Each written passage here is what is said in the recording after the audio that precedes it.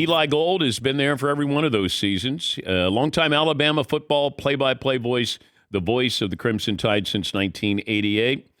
Eli, your reaction when you heard that Nick was going to call it a career?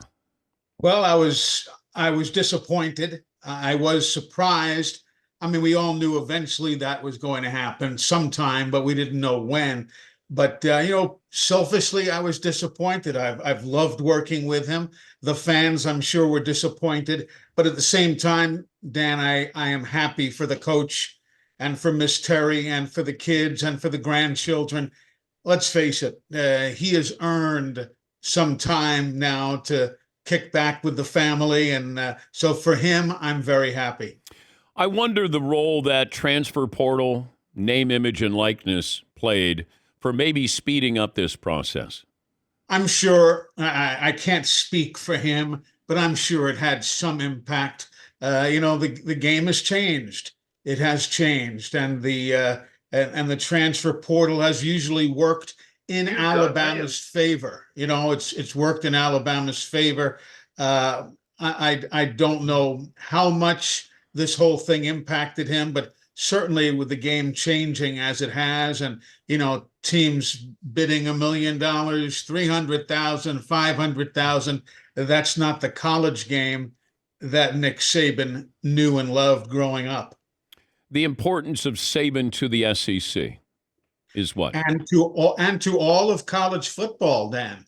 I mean, teams and coaches have changed their approach. I mean, the SEC was a CBS and Nick Saban joint effort, if you will.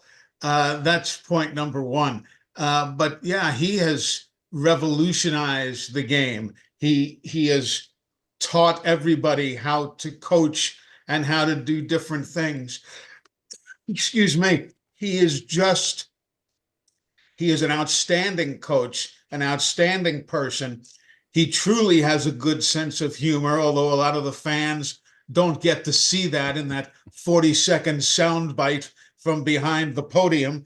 But he is a genuinely nice guy and wants what is best for his players and what's best for the game. And, I wish there was a position of commissioner of college football, because he'd be magnificent to fill that position. But obviously such a position does not exist. But the man's great. He has meant so much to college ball and to the SEC, and of course to building the Alabama brand to where it is today. What's next for Nick Saban? I honestly don't know. He's going to do something, I'm sure. I can't imagine him just disappearing. Whether he becomes a broadcaster, whether he works for the SEC, I don't know. I have no idea. But he has too much to offer for him to just drift off to his new home in Florida and disappear. That's not going to happen. I can't imagine. Your favorite play that you called during Nick Saban's tenure was what? It would have to be the Tua Tagovailoa completion to Devontae Smith to win the national title against Georgia, because A, it was a spectacular play. B, it came right after that devastating sack. And it was because Nick Saban was Nick Saban. How many coaches would have had the guts, shall I say, to have changed quarterbacks at halftime and brought in somebody with virtually no experience? That's what made Nick Saban one of the greats. He wasn't afraid to change. He wasn't afraid to learn from others. He wasn't going to force feed his offense to a group of players that couldn't execute that offense. He was not afraid of change, but that play, and in the aftermath of bringing Tua in at halftime, that was one of many. I mean, there's so many, but if you hold my feet to the fire for one, that would be it. Oh, it's great to have you on, and glad you're feeling better. You're not retiring, right? No, not at all. Unless you know something. No. I didn't think you and Saban were a package deal.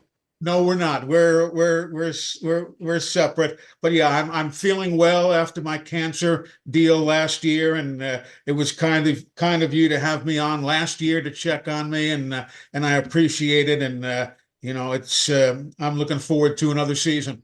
Thank you, Eli. Thank you, Dan. Good to see you. That's Eli Gold, longtime Alabama football host, radio play-by-play, the voice of the Crimson Tide.